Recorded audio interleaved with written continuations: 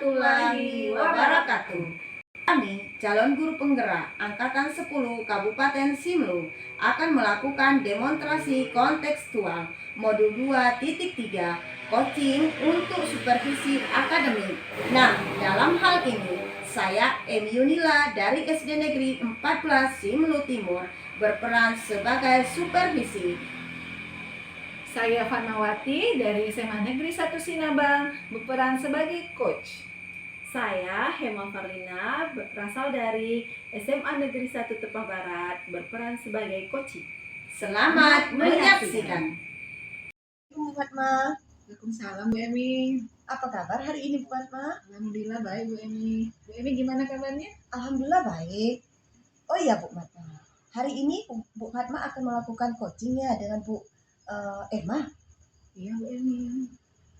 Oke Bu, sebelum melakukan proses coaching, ada sedikit kita perlu obrolkan Bu ya. Boleh Bu kira-kira? Boleh Bu Emi. Nah, pada saat coaching, antara coach yaitu Bu Fatma dan coachee yaitu Bu Emma akan saya amati ya Bu, dan akan saya nilai sesuai dengan rubrik penilaian coaching, seperti apakah langkah-langkah coaching sudah sesuai dengan alur tirta atau belum. Lalu kemudian apakah Bu Fatma sudah memberikan pertanyaan-pertanyaan yang berbobot sesuai dengan kata kunci yang disampaikan oleh coaching. Dan saya juga akan mendengarkan dan mengamati respon serta jawaban dari coaching. Apakah sudah sesuai dengan pertanyaan Bu Fatma yang Bu Fatma sampaikan. Begitu ya Bu. Dan jangan lupa ya Bu Fatma, harus disesuaikan dengan prinsip coaching. Di antaranya adalah kemitraan, proses kreatif, dan memaksimalkan potensi. Oh iya Bu, sebelum melaksanakan proses observasi, ya Bu Fatmania, ada sedikit yang akan saya tanyakan, boleh Bu? Boleh Bu Emi. Baik Bu Fatma. Untuk yang pertama, kompetensi apa yang ingin Bu Fatma kembangkan dalam proses coaching kali ini Bu? Begini Bu, kompetensi yang ingin saya kembangkan pada coaching kali ini pastinya tentang kompetensi inti coaching Bu. Yang pertama yaitu tentang kehadiran penuh. Kemudian yang kedua mendengarkan aktif. Dan yang ketiga mengajukan pertanyaan berbobot Bu. Baik Bu Fatma, kalau begitu berarti Ibu ingin mengembangkan 3 kompetensi ini ya Bu, yaitu kehadiran penuh, mendengarkan aktif, dan mengajukan pertanyaan berbobot. Itu ya Bu? Ya Bu. Di antara ketiganya, kira-kira mana yang lebih spesifik yang ingin Bu Fatma kembangkan atau ingin Bu Fatma observasi? Baik Bu, yang ingin saya kembangkan yaitu mendengarkan aktif Bu, sama mengajukan pertanyaan berbobot kepada coach Bu. Nah, terakhir nih Bu Fatma ya, indikator yang bagaimana yang ingin Ibu capai dalam coaching kali ini? Indikator tercapaiannya Bu, saya akan melihat apakah coach sudah bisa mencari solusi tentang masalah yang dihadapinya Bu. Dan juga coach memiliki rencana aksi atau rencana ke depan yang harus dilakukannya Bu. Oke, baik Bu, demikian pra-observasi kita kali ini Bu ya. Silakan Ibu melakukan coaching, semoga lancar dan semoga sesuai dengan harapan. Dan nanti setelah proses coaching ini, Bu Fatma boleh lagi kita ngobrol-ngobrol gitu Bu ya. Ya Bu. Assalamualaikum Fatma, selamat pagi. Waalaikumsalam Bu Emma. Apa kabarnya Bu Fatma? Alhamdulillah, kabar saya baik. Kabar Bu Emma gimana? Alhamdulillah kabar baik juga. Gini Bu, ada sedikit nih cerita. Saya ada sedikit keluhan nih Bu tentang murid saya. Oh ya, keluhan apa tuh Bu Emma? Silakan sampaikan, mana tahu bisa saya bantu, kita bisa saling sharing. Begini Bu, saya merasa agak khawatir dengan rendahnya minat belajar matematik siswa-siswa saya Bu. Sepertinya mereka merasa bahwa pelajaran matematik tidak begitu penting. Saya prihatin Bu. Jadi dari pertemuan kita ini, apa yang Ibu harapkan nih dari obrolan kita? Dari pertemuan ini saya mengharapkan bisa mendapatkan solusi bagaimana cara saya agar siswa saya bisa lebih termotivasi begitu dalam belajar matematik, dan tidak sepele lagi dengan pelajaran matematik, Bu. Mudah-mudahan menghasilkan nilai yang lebih baik nantinya, Bu. Amin ya rabbal alamin. Baik Bu Emma, saya memahami perasaan Bu Emma. Lalu kita rincikan lagi mengenai permasalahan Bu Emma dari yang Ibu ceritakan tadi.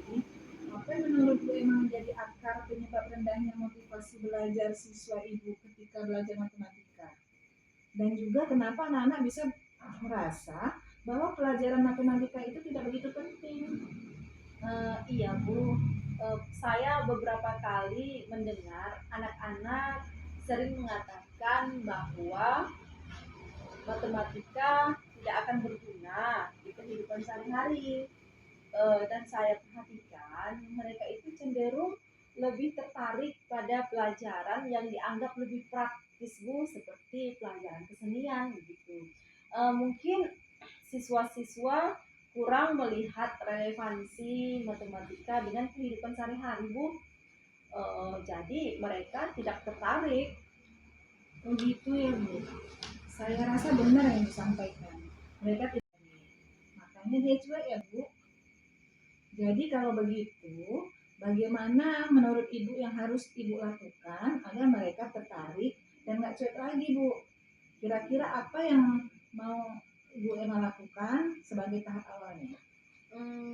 Saya pikir langkah pertama adalah membuat pembelajaran matematik lebih relevan dengan kehidupan sehari-hari.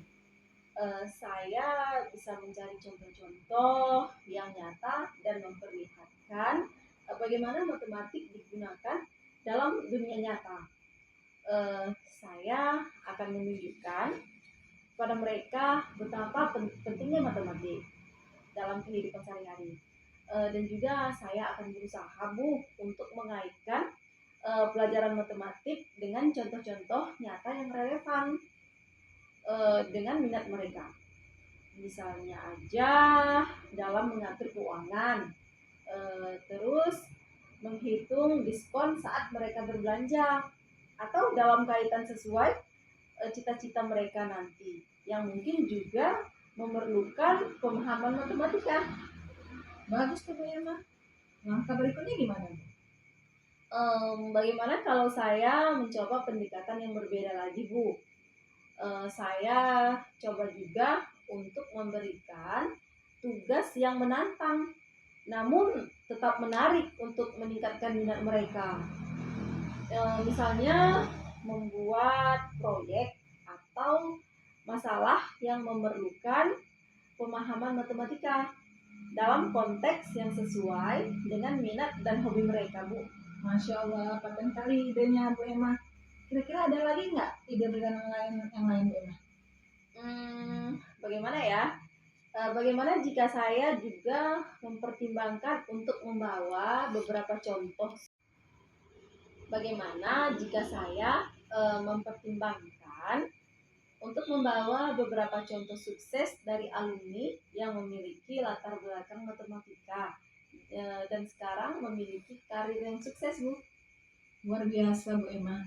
Saya sangat tertarik jadinya nih.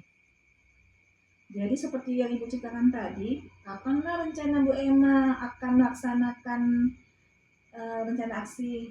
Saya penasaran menunggu rencana Ibu itu terlaksana. Rencana yang sangat bagus tuh Bu Emma.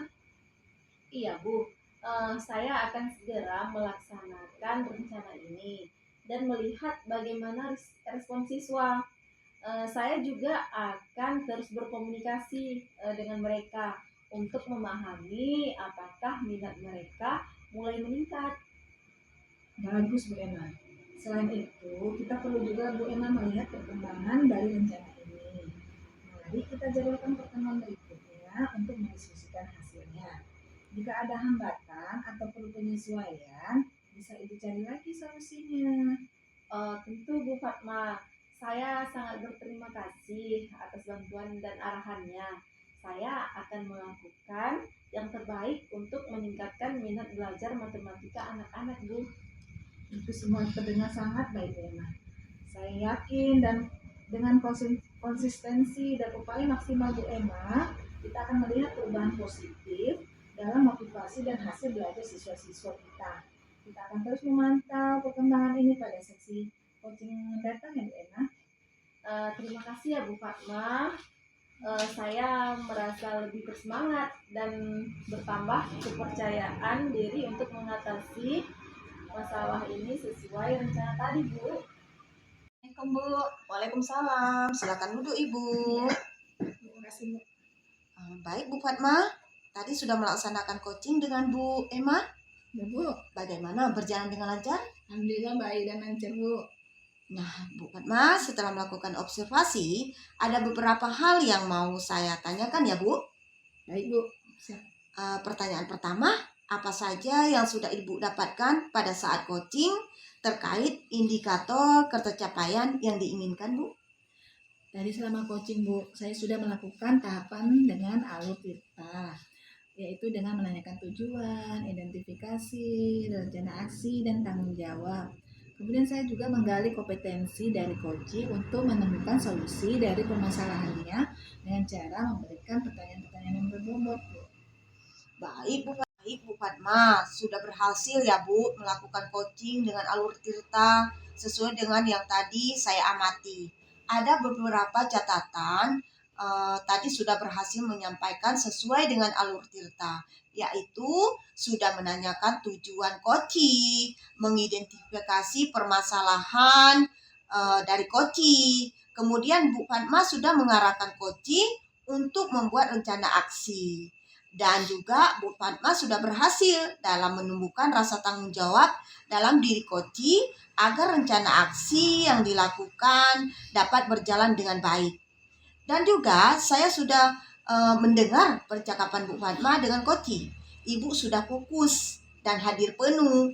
Bu Fatma sudah mendengarkan aktif dan Ibu sudah memberikan pertanyaan-pertanyaan yang berbobot sesuai dengan kata kunci yang disampaikan oleh coaching. Untuk kedepannya nih Bu ya, kompetensi apa yang akan dikembangkan ke depan setelah melakukan proses coaching hari ini?